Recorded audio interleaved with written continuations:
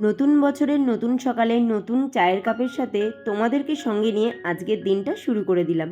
নমস্কার বন্ধুরা, আমি মৌমিতা। লাইফের খুঁটিনাটিতে আরও একটা নতুন দিনে তোমাদের অনেক অনেক স্বাগত।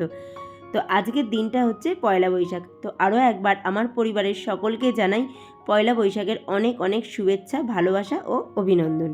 পিছনে ফেলে আসা বছরটা যার যেমনই যাক না কেন, নতুন যে বছরে আমরা পা দিয়েছি সেই বছরের প্রতিটা দিন যেন প্রত্যেকেরই খুব আনন্দের হয়, খুব সুখের হয়, এই কামনা নিয়ে আজকের দিনের শুরুটা করে ফেললাম। তো দেখো, এই বিছানায় একটা নতুন চাদর পেতে দিয়েছি। চাদরটা নতুন বলতে খুব বেশি পাতা হয়নি, দু একবারই পেতেছি, তোমরা হয়তো দেখেছো।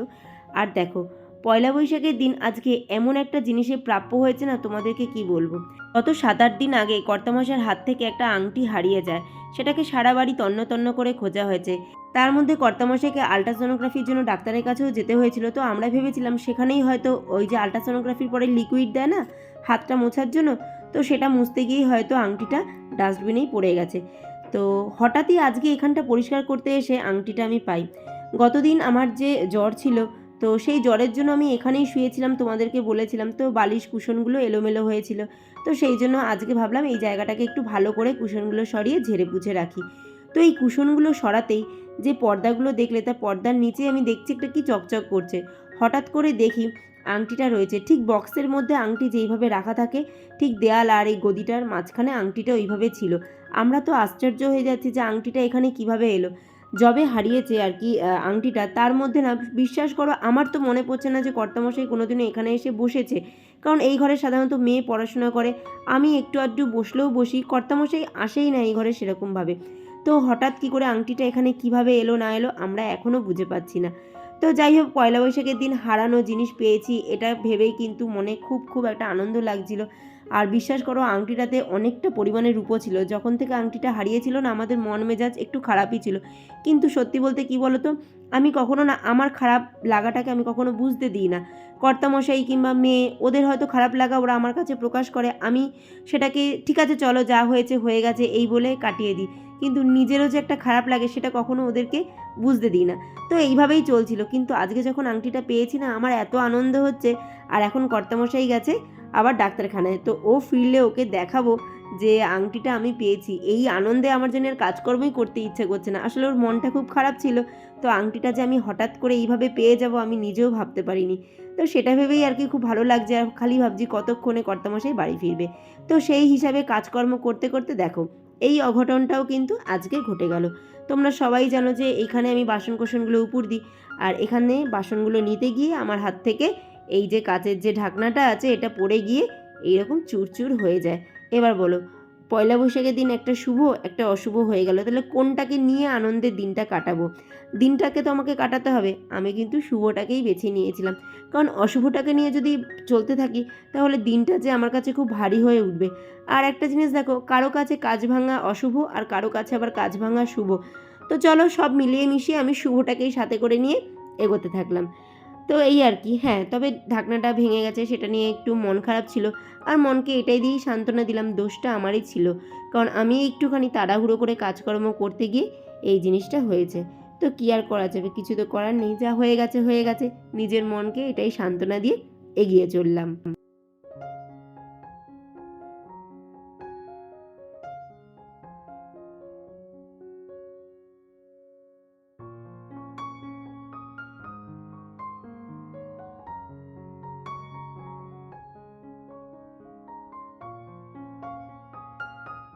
আর এই ঢাকনাগুলোর কাজগুলো খুব মোটা মোটা হয়। তো মানে তোমাদেরকে কি বলবো, মানে ঢাকনাটা যখন পড়েছে তারপরে নেই নেই করে 10 মিনিট ধরে এই কাজগুলো মানে টুকরো টুকরো করে করে করে করে নিচে পড়লো, ঠুং ঠুং করে আওয়াজ হতে হতে এরকমভাবে পড়লো। মানে কাজটা যে চির খেয়ে খেয়ে যে পুরো ফাটছে সেই আওয়াজটাও জানি শোনা যাচ্ছে। এইরকমভাবে কাজ ভাঙতে আমি এই প্রথম দেখলাম।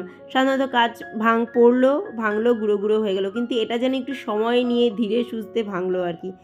তো কি করা যাবে, ঘর তো আমার ঝাড় দেওয়া হয়ে গেছিলো। তো আরও একবার এই জায়গাটাকে ভালো করে পরিষ্কার করে নিলাম, মানে ঝাড়টার দিয়ে আরেকবার মুছে নিয়ে তারপরে গিয়ে ঘর মুছেছিলাম। কারণ এখানে কাজগুলো এদিক ওদিক ছড়িয়ে ছিটিয়ে থাকে। তো আর আমার মা আসা যাওয়া করে, আর আমার মার পায়ের নিচে না কোনো ফিল নেই। সুগারের জন্য এই জিনিসটা হয়েছে, নার্ভের প্রবলেম থেকে। তো ওনার পায়ে যদি কাজ ঢুকে যায় উনি টেরও পাবে না, তার থেকে যখন ইনফেকশন হয় মারাত্মক কিছু হবে তখন হয়তো বোঝা যায়।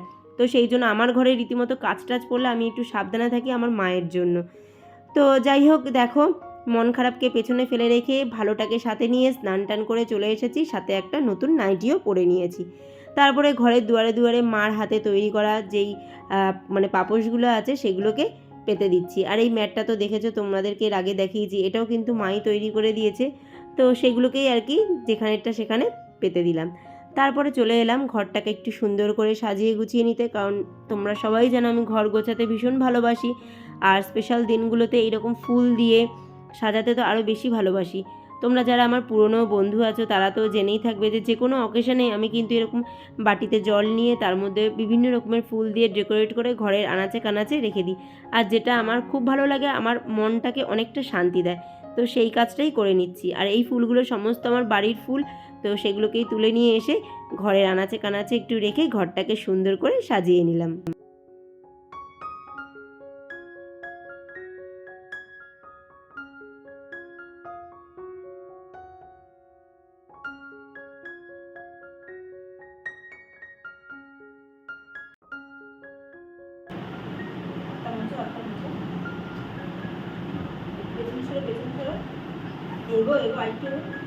চোখ বন্ধ করে হাতটা পাতো পাতো পাতো, হ্যাঁ দেখবা না কিন্তু চোখ বন্ধ করবা, বন্ধ করে থাকো।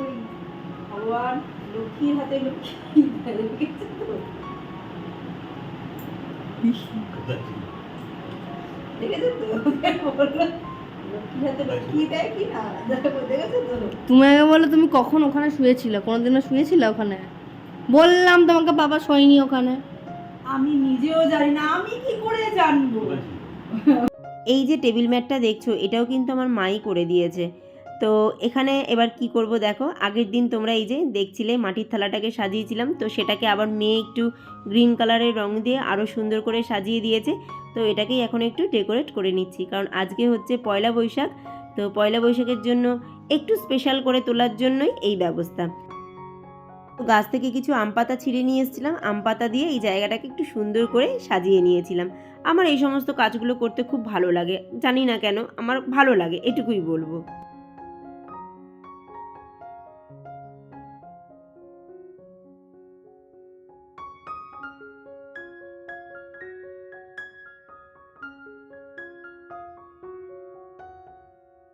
তারপরে চলে এলাম রান্না বান্না করতে। তো পয়লা বৈশাখ যখন একটু তো স্পেশাল কিছু হতেই হবে। তো আজকে আবার একটু মাটন নিয়ে এসছে, তো মাটনটাকেই করে নেব। আর ভাবলাম আজকে একবারেই প্রেশার কুকারে বসিয়ে দিই, খুব বেশি রান্নাবান্না নেই, ভাত আর একটু খাসির মাংসই করেছিলাম।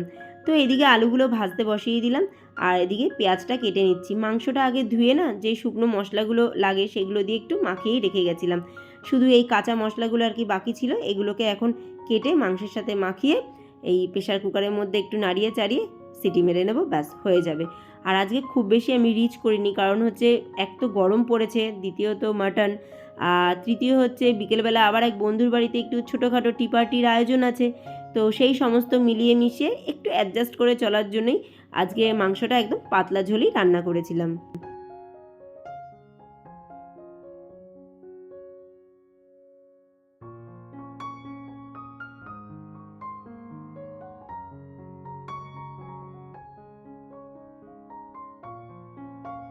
তো ওইদিকে আলুটা ভাজা হতে হতে আমার তো এইদিকে মাংসের পেঁয়াজ আদা রসুন সেগুলো কাটা হয়ে গেছে। তো এখন এই যে মাংসের সাথে সেগুলো একটু মাখিয়ে একবারে প্রেসারে দিয়ে দেব।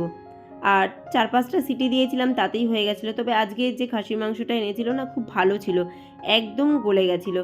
এক একটা মাংস হয় আমি জানি, অত কী বলো তো, আমি অত বেশি মাংস টাংস চিনি না, যেহেতু চিনি না, তো সেক্ষেত্রে কী বলো তো, 8টা-9টা সিটি দিলেও দেখেছি মাংস ঠিকমতো গলে না, আছে এক একটা। কিন্তু এই মাটনটা না আমি দেখলাম বেশ ভালোই হয়ে গেছে। 4টে সিটি দিয়েছিলাম গ্যাসের আঁচটা বাড়িয়ে, আর 2টো গ্যাসের আঁচটা কমিয়ে দিয়েছিলাম, তাতে বেশ ভালোই হয়ে গেছিলো। তো এই হচ্ছে আমার পয়লা বৈশাখের সারাদিনের আয়োজন। এখনও বিকেলের পার্ট বাকি আছে। তোমরা এতক্ষণ যারা ধৈর্য ধরে আমার ভিডিওটা দেখলে তাদের কাছে অনুরোধ রইল, প্লিজ একটা লাইক করে দিও। আর যদি একটু বেশি ভালো লেগে থাকে তাহলে পরিবারের মধ্যে শেয়ার করে চ্যানেলটাকে সাবস্ক্রাইব করে আমার পাশে থেকে যেও।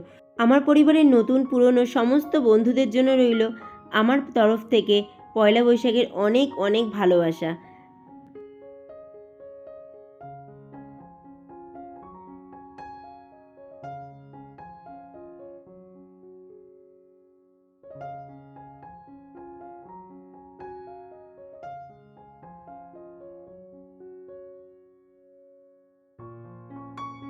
তো দেখো এখানে একটু গরম জল করে নিয়েছিলাম, সেই গরম জলটা এর মধ্যে দিয়ে দেবো। এবার প্রেশার কুকারের ঢাকনাটা আটকে সিটি দেওয়ার অপেক্ষা, ব্যাস তাহলেই আমার এদিকে রান্নাবান্না কমপ্লিট হয়ে যাবে, কারণ ভাত আমার অনেক আগেই হয়ে গেছে।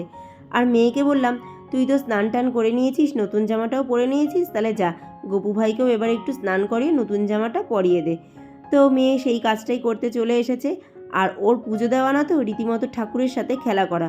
ওকে যখনই আমি পুজো দিতে বলবো তখনই ও এখানে এসে ঠিক নয় গপু সোনার সাথে, তা না হলে আমার আসনে লক্ষ্মীনারায়ণ আছে তাদেরকে নিয়ে খেলা করা রীতিমতো। ও ওর মনের মতো করে তাদের সাথে যে কি করে ওই জানে আর ওর ভগবানই জানে।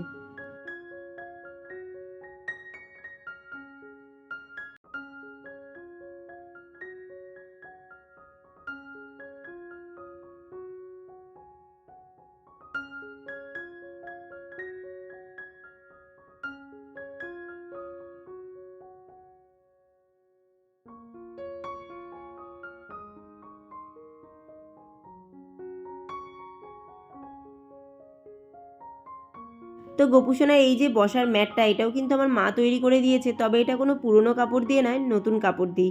আসলে আমার বাবার তো টেলারিংয়ের দোকান, তো সেখান থেকে কাপড়ের টুকরোগুলো আমার বাবা নিয়ে এসেছে, তো মা সেইটা দিয়ে আর কি এটা বানিয়ে দিয়েছে। তো যাই হোক, ওটা তো রইলো। আর এইদিকে আমার মেয়েও গোপুসোনাকে স্নান টান করিয়ে একটা জামা পরিয়ে দিয়েছে।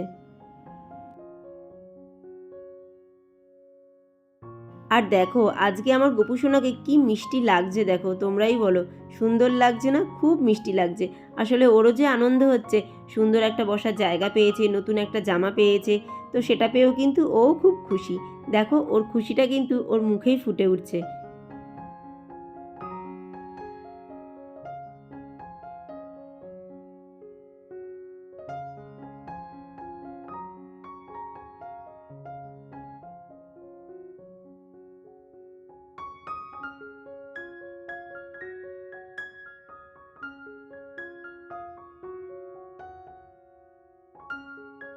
তো এখন সন্ধেবেলা আমরা রেডি হয়েছি, ওই যে বন্ধুর বাড়িতে টি পার্টি আছে সেখানে যাব বলে। আর এইদিকে আমার ভাইপো এসেছিল, ওর আজকে জন্মদিন। তো তোমরা সবাই ওকে একটু আশীর্বাদ করো, ও যেন জীবনে একটা জায়গা করতে পারে, ও যেন নিজের পায়ে দাঁড়াতে পারে, ওর পাওয়া না পাওয়া সব স্বপ্নগুলো যেন পূর্ণ হয়। সত্যি আমি মন থেকে এটা চাই, ওর জীবনে ওর না পাওয়া সব ইচ্ছেগুলো যেন ওর নিজে হাতে পূর্ণ করতে পারে। কারণ ওই বাড়িরই তো মেয়ে আমি, তো আমি জানি অপূর্ণ আশাগুলো কেমনভাবে মানুষের মনকে খায়। তো সেই জায়গা থেকেই আমি চাই, সত্যি বলছি, আমি ওর জন্য কোনো কিছু করতে পারিনি এটাও ঠিক কথা, কিন্তু আমি মন থেকে চাই যে ও যেন নিজের পায়ে দাঁড়িয়ে ওর সমস্ত আশা ইচ্ছাগুলো পূর্ণ করতে পারে। তো দেখো আমার মেয়েও নতুন একটা জামা পরে নিয়েছে, আমিও পরে নিয়েছি, আর কর্তামশাই একটা নতুন গেঞ্জি পরে নিয়েছে, নিয়ে আমরা চলে এসেছি এই যে ওর বন্ধুর বাড়িতে। তো তোমরা হয়তো এনাকে চিনবে, আমি দেখাচ্ছি কে, আমার ব্লগে তোমরা অনেকবারই দেখেছো। তো আমরা এই দিদির বাড়িতে চলে এসেছি, কারণ আমি ওনাকে দিদি বলেই সম্বোধন করি, সে আমার থেকে অনেক বড়, কিন্তু ওনার ছেলে আমার মেয়ের বন্ধু।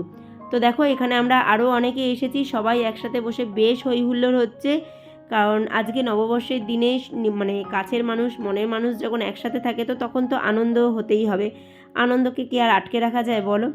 তো দেখো এখানে তো স্ন্যাক্স চলে এসছে, তার সাথে চা চলে এসছে, তার সাথে আরও অনেক কিছু আয়োজন দিদি করেছিল। তো সব মিলিয়ে দিনটা কিন্তু ভরপুর আনন্দে কেটেছে, সকাল থেকে সন্ধে পর্যন্ত সত্যি খুব খুব মজা করেছি। আর এই জন্য দিদিকে অনেক অনেক ধন্যবাদ, কারণ এত সুন্দর একটা বিকেল আমাদেরকে উপহার দেওয়ার জন্য। ছেলেমেয়েরাও অনেক আনন্দ করেছে, কারণ তারাও তাদের বন্ধুবান্ধবকে এক জায়গায় পেয়েছে। আমরা যেমন আমাদের বন্ধুবান্ধবের সাথে সময় কাটাতে ভালোবাসি, তো তারা বড় হচ্ছে, তারাও তো তাদের বন্ধুবান্ধবের সাথে সময় কাটাতে ভালোবাসে। আর সেটা যখন একটা সেফ জোনে হয় সেটা তো ভালোই লাগে, তাই না? না, তোমার আয়োজন তোমাকে না দেখালে এটা অন্যায় হবে না? কে আয়োজনটা করেছে তাকে দেখাতে হবে। তো এত বড় ধন্যবাদটা তোমার প্রাপ্য যখন। পয়লা বৈশাখে রাস্তায় ঘোরা। সম্পূর্ণ পয়লা বৈশাখের একদম শেষ পর্যায়ে চলে এসেছি, শেষ পার্ট হচ্ছে হালকাতা করতে যাওয়া। পয়লা বৈশাখে যদি একটা হালকাতাই না হলো তাহলে কি আর পয়লা বৈশাখ বলে মনে হয়, তাই না? তো আমরা যখন এখানে এসছিলাম তখন অনেক ভিড় ছিল, তো সেই জন্য আমরা আগে ওই বাড়িতে চলে গেছি, তারপরে ফেরার পথে এই দোকানটা হয়ে যাচ্ছি। আর যখন আমরা এই দোকানে এসেছি তখন অলরেডি রাত্রি 11:15 বাজে। তো রীতিমতো নিজেদেরই হাসি পাচ্ছিল যে এত রাতে আমরা হালকাতা করতে এসেছি, কিন্তু চেনা দোকান তো অসুবিধা নেই, উনি জানে যে আমরা মানে আসি, এরকমই আসি টাসি। তো যাই হোক, এই ছিল আর কি আমার পয়লা বৈশাখের সম্পূর্ণ দিন। তো তোমাদের এই দিনটা কেমন লাগলো আমার সাথে কাটিয়ে অবশ্যই কিন্তু কমেন্ট করে জানাবে। তো চলো আজকের পর্ব এতটুকুই রাখছি, আবার দেখা হবে নতুন এক পর্ব নিয়ে। তোমরা সবাই ভালো থেকো, সুস্থ থেকো, সাবধানে থেকো। আর দেখো এইরকম দোকানে আসলে না বাড়ি যেতে আর মন চায় না, খালি মন চায় যে কোনটা ছেড়ে কোনটা নেব, কোনটা অর্ডার দেবো আর কোনটা না দেবো। তোমাদেরও তাই হয়, তাই না?